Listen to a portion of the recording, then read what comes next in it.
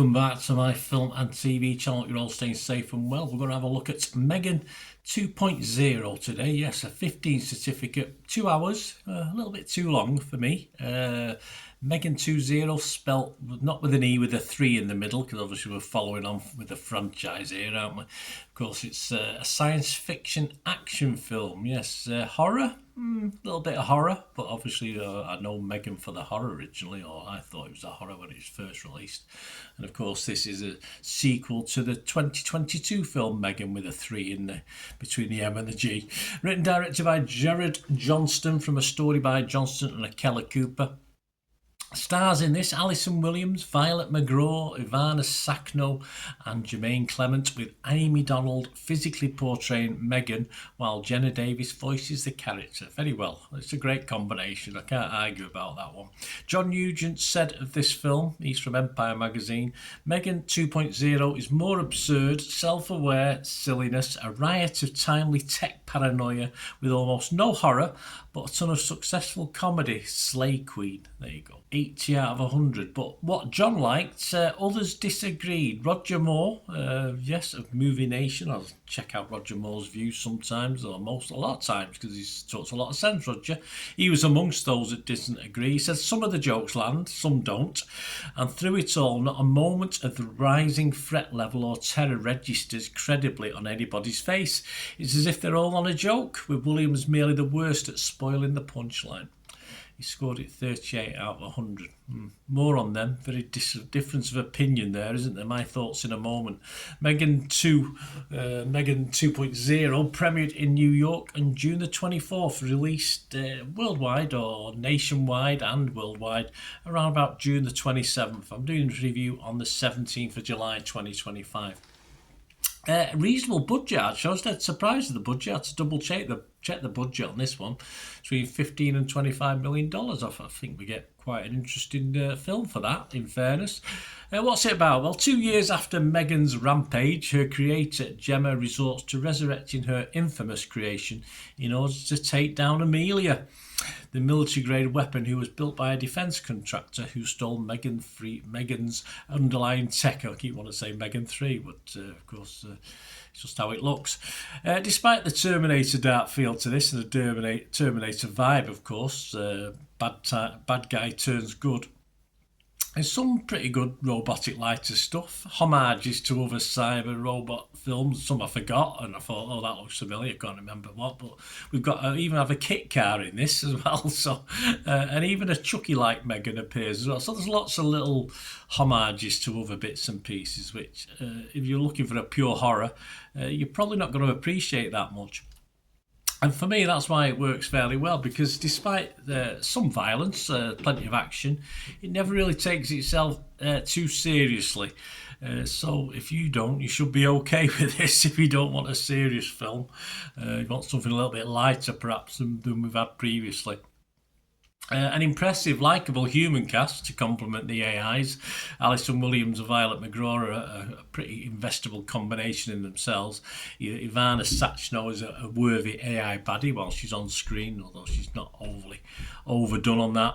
I'm not sure, like Arnie's Terminator, that M3GAN herself is as much fun playing the seemingly good guy, if you like, but it sort of works if you've got a good bad guy, but that doesn't quite work all the time. But yeah, I'm not convinced. I'm not convinced M3GAN. I like M3GAN, don't get me wrong. I think M3GAN's a great character, but I'd rather been horrible. I'd rather be nasty and the horror of the original M3GAN, personally, but she does okay, it's fine. Benjamin Lee from The Guardian, he was okay on this. He scored it 60. He said it doesn't always work. It doesn't. A 2 hour runtime that's far too long, it is. Word saving stakes that are a little too big, probably. Funny lines that are a little too not funny, well, occasionally, but it's mostly watchable second tier event movie that in a world of inconsequential sequels that fail to justify their existence, it'll do. Yeah, I can't disagree with Benjamin Lee. I think the switch from horror to not so much may annoy many. I think that's what the problem is. I can see that. But if you're prepared, as I said, if you're prepared for this switch, then you should be okay. Johnny Olesinski from New York Post said he wasn't happy with M3GAN 2.0. He said the filmmakers have employed a bold strategy: take a $180 million formula, shred it and forget it. Well, yeah, they spent 25 million on it, mate. It shouldn't affect a review of a film that how much you spent, whether they spend 50 quid and a club card on it, or 200 million. It shouldn't affect. As long as you're entertained, you're entertained. It doesn't really matter. But I'm not going to compare it to anything that costs $180 million and say, yes, it's $25 million, and as such, it's better. That's nothing to do with it. I just thought it was entertaining. I don't think the money comes into it, Johnny, at all. Anyway, Roger Moore, who I quoted earlier, wasn't prepared, and John Nugent probably was for this, and I think that's the difference between the two reviews. Nicky Bourne from Scree Daily has a point though, scored it 50 out of 100 and said, returning director Gerard Johnston does not feel the need to rewrite the code, delivering a tried and trusted mix of action, effects and comedy, yet the whole thing now feels overly self-aware, resulting in a lumbering action that lacks the novelty value of its predecessor. Yeah, I think again slightly over the top, but I can see what he's getting at. I think in its attempt to be lighter, this film, perhaps it loses that killer doll, nasty, dark humour that appealed to some of us, or most of us. Yeah, it does go for the lighter sci-fi action comedy, and that's its aim. That's what it says on the box, and you know that now, and I know that now. And the comedy element, yeah, it's a bit hit and miss.